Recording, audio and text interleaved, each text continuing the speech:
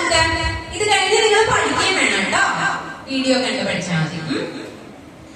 അമ്പലഗോപുര നടയിലൊരാന കൊമ്പനെ ഞാൻ കണ്ടേ, മുമ്പു മുതൽക്ക് ആനയിലിത്തിരി കമ്പമെനിക്കുണ്ടേ.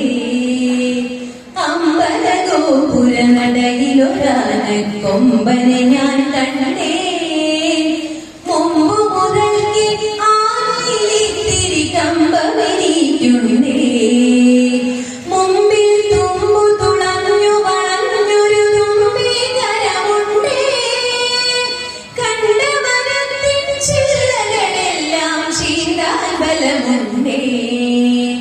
വളഞ്ഞു നീണ്ടും വെളുത്തു കൂർത്തും വളർന്ന കൊമ്പുണ്ടേ, വളരെ ചെറുതാം കണ്ണുകളുണ്ട്, വലിയൊരു വയറുണ്ടേ.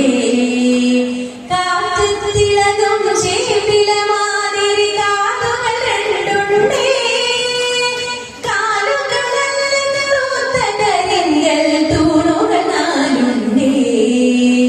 കറുത്ത നിറമാണുടലും കാലും കഴുത്തുമെന്നാലും, വെളുത്ത ഭസ്മക്കുറി പോൽ നെറ്റിയിലിത്തിരി വാണ്ടുണ്ടേ. കാലിൽ തുടലുകിലുങ്ങുന്നുണ്ട്, വായിളകുന്നുണ്ടേ.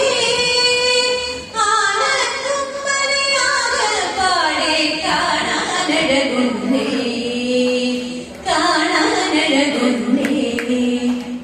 അമ്പലഗോപുര നടയിലൊരാന കൊമ്പനെ ഞാൻ കണ്ടേ, മുമ്പു മുതൽക്ക് ആനയിലിത്തിരി കമ്പമെനിക്കുണ്ടേ, കമ്പമെനിക്കുണ്ടേ, കമ്പമെനിക്കുണ്ടേ.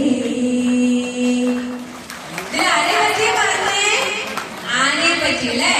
നല്ലൊരു തുമ്പിക്കൈയുണ്ട്, കരിങ്കൽ തൂണ് പോലെ എന്താണുള്ളത്? കാല്. എത്ര കാലുണ്ട്? 4 കാലുണ്ട്. 4 കാലുണ്ട്.